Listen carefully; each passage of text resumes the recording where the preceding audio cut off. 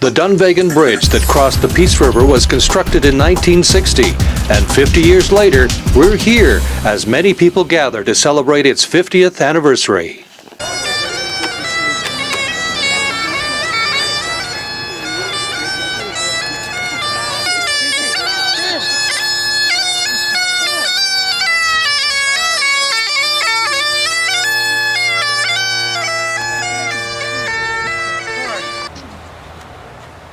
Oh, Canada, our home and native land, true patriot love in all our sons' command. With glowing hearts we see thee rise, the true North, strong and free. From far and wide, oh Canada, we stand on guard for thee. Dunvegan has been a gathering place for centuries for people. The native people of Dunvegan area have considered this valley and the surrounding countryside a gift from the Great Spirit. The Beaver people gathered here every summer at the summer solstice to celebrate the arrival of the plentiful season of summer.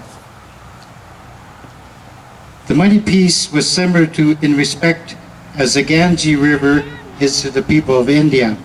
The Dunvegan people came here in large numbers to honor the spirit of the water and the gifts bestowed on their people as they gathered in this beautiful, picturesque valley. The summer solstice represented a season of new beginnings for the Beaver people. They gathered here to welcome new members that had been born in the winter season. Newborn and toddlers were presented to their families, and the group as the children were very valuable gifts from the Great Spirit. They were blessed and baptized in the Peace River and set down on Mother Earth to be taken care of by everyone present. The relatives or acquaintances who had left this land during the winter were mourned, remembered, and honored. Tea dances and round dances that lasted for days were held to celebrate the upcoming abundance from Mother Earth. Marriage took place as this was considered a bountiful and blessed area. Plans for traveling over their traditional land to gather berries, medicines, and harvest game for the rest of the year was made here at Dunvegan. My mother used to tell me of coming over that hill over there from the Gage Reserve and to see all the tents just about filling this whole valley. It was a great homecoming for my people every summer. As the fur traders and merchants arrived at Dunvegan, it became a gathering place for many other different people. Trading posts, churches, and company headquarters were built to establish and develop this important landing place. As new settlers came from many parts of Canada, the United States, Europe, and all over the world, Dunvegan was once again an important link to the rest of the world. People came and went, but many stayed to make the Peace River country their home for many future generations, some of which are here today to help celebrate and remember their ancestors' contributions to Dunvegan and area. Welcome. As the area progressed, the need for a more stable link with the outside world and the markets waiting for their produce increased. Boats were replaced with a ferry.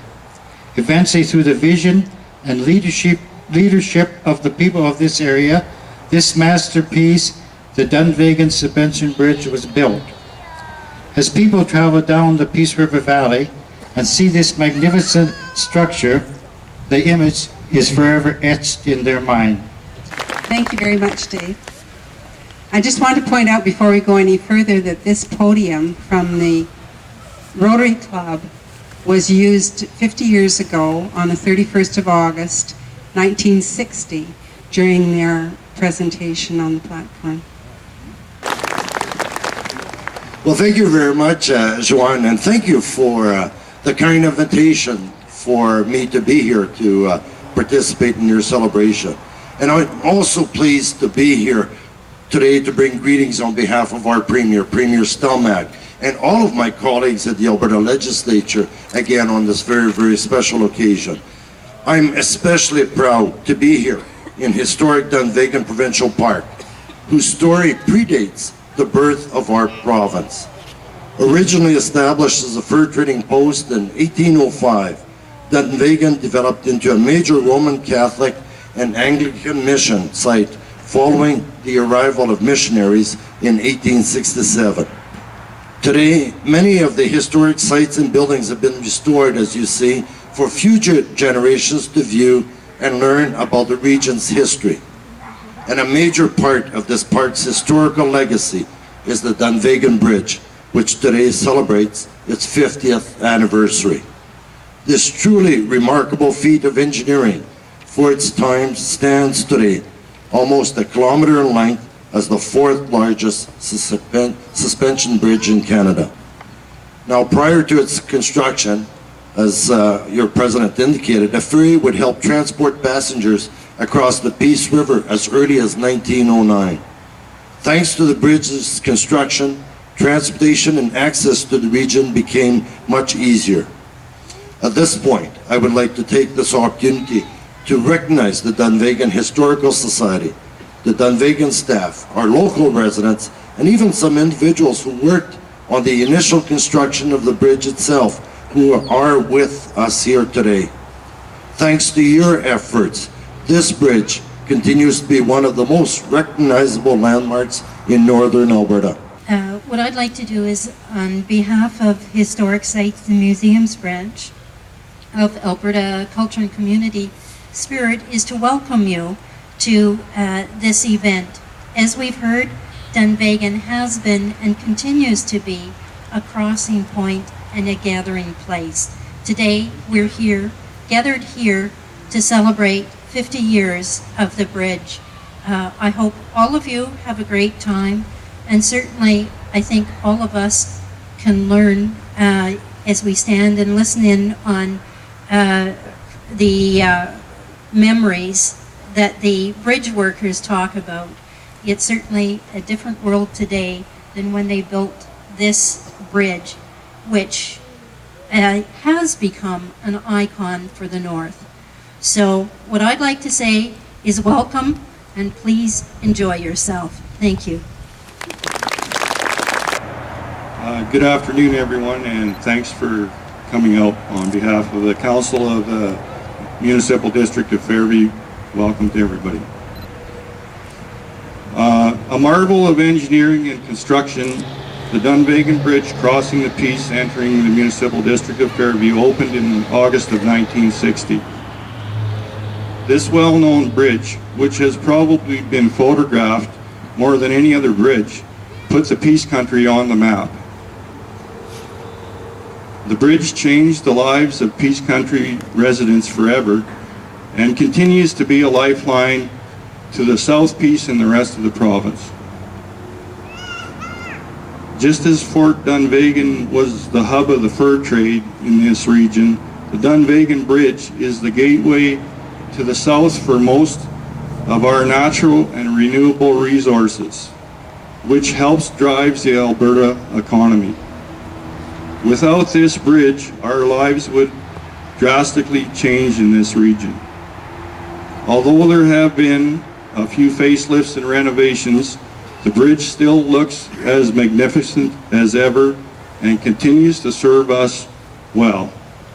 I'd like to thank the Dunvegan Historical Society, Hector, all the dignitaries, and all the volunteers and everyone that came out today to celebrate this event. So have a good afternoon, everyone. Mayor Lloyd Campbell. He wasn't even born when that bridge was built, but he's crossed it many times, right? Thank you. Honorable Hector Goudreau, Reeve, Ernie, Newman, members of the Fort Dunvegan Historical Society, ladies and gentlemen. On behalf of council, staff, and the residents of the town of Fairview, I convey our congratulations and gratitude for the Dunvegan Bridge as we celebrate its golden anniversary. We have enjoyed 50 years of prosperity because of the bridge. It has opened vast economic opportunities in the areas of agriculture, forestry, transportation, education, oil and gas. Without the bridge, the North Peace would likely have disappeared into obscurity. The majority of you were children or teenagers during the construction phase. You remember your parents' excitement and anticipation as they understood the wonderful possibilities being opened up to them. You remember the incredible grand opening celebration. The next generation, however, has perhaps taken this bridge for granted. The idea of not being able to take a spontaneous trip to Grand Prairie is not even on their radar. For the current generation, the bridge experience has been one of travel delays due to bridge upgrades. They may have experienced anything from minor annoyance to full-blown road rage. This celebration serves to remind us where we would be without this bridge. It has opened up the world to all of us in the North Peace. It has provided a breathtaking, scenic view that has become famous, opening up a significant tourism industry. We honor all those who made this dream a reality. Let us remember every time we experience the annoyance of time delay on the bridge, where we would be without it. And we sincerely thank the Fort Dunvegan Historical Society for their work in organizing this celebration. Thank you. It just always kind of makes me chuckle when people talk about having to wait because there's some repair going on the bridge. Anybody here remember waiting for the ferry? Joanne says she better sit down for this because she realizes everything we did today was tried to be retro as much as we could. The podium is from 50 years ago, the opening of the bridge.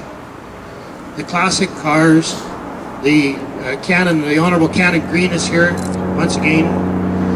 Many people who were here on the opening are here once again. The weather is almost identical to the way it was that day. The only thing was that Joanne limited everybody's speaking time to a very short period of time. And the reason for that was that at the original opening, the speeches went on for 3.5 hours in a rainy day like this. I know I'm not going to be able to get to everybody, but there certainly was a lot of people involved in this function today. It was somewhat my brainchild in the first place.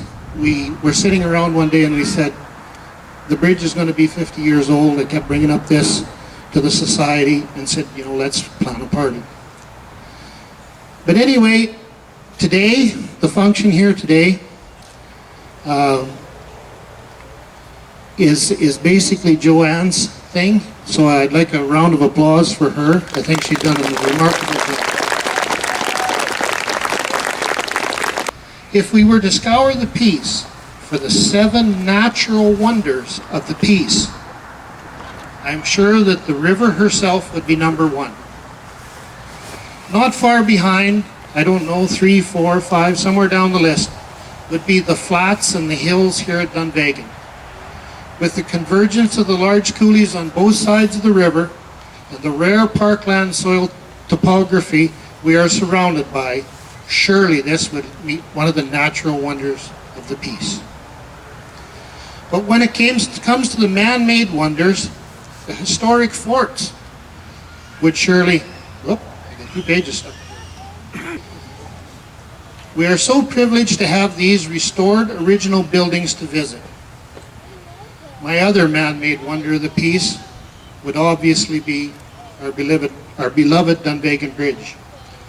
This structure stands out in the minds of those who pass through and in the hearts of those of us who live here. 50 years ago, about 3 days down the road, a little bit short of it, 10 to 12,000 people gathered here to celebrate the opening of this grand structure. I was 16 months old, and by all reports, a very cute little guy. Well, they had tables, Josh. Well, 50 years later, the bridge has retained its grandeur, much better than I have retained my cuteness. We have also in our platform party today Canon R.S.H. Greene, who joins us today from Calgary. Canon Greene was the minister at St. Helens Anglican Church in Fairview and delivered the invocation for the bridge opening on August 31st, 1960. Well, 50 years ago, we witnessed the opening of this bridge, and it had a great effect on this whole community here, because up until this time, the river was a major obstacle to getting out of here.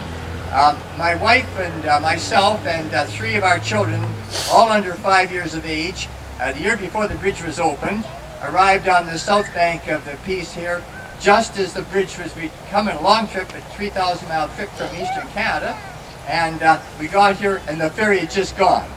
Well, to get to Fairview, you would have to go back to Rycroft and go east to Polaire and north to Peace River, back almost 200 miles. So we settled on going to meet some friends and stay with some friends in Spirit River, and came back and the ferry was running the next morning. So that will give you a little illustration of how the bridge affected us in those days when the ferry was here. And the ferry, of course, didn't operate during freeze-up or in the spring breakup. For some weeks you wouldn't go across.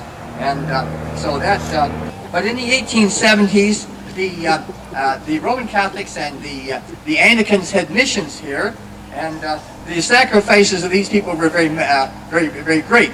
Not very far from where we are sitting this afternoon here is the grave of the daughter, infant daughter of the rector of the priest at the Anglican mission, buried there in the 1880s.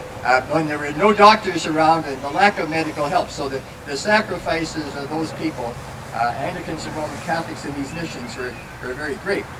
And the place where we're standing on now is holy ground, because from this point in October 8, 1877, William Carpenter Bompus, the first Lord Bishop of Athabasca, set off on here for the Pacific coast. 47 days and 10 canoes later, he arrived at Metlakatla, which is near the present-day Prince Rupert. And if you want to read that in his book, Apostle of the North, the history of that is so fascinating, in sort of comparatively recent times historically, that these kind of trips were made by people who made these tremendous sacrifices. And the reading of those accounts is really something else. And the celebration continues here at Dunvegan with activities for the children, music from the 50s and 60s, and even square dancing. It's a day to remember. For DiscoverThePeaceCountry.com, this is Ken Connors.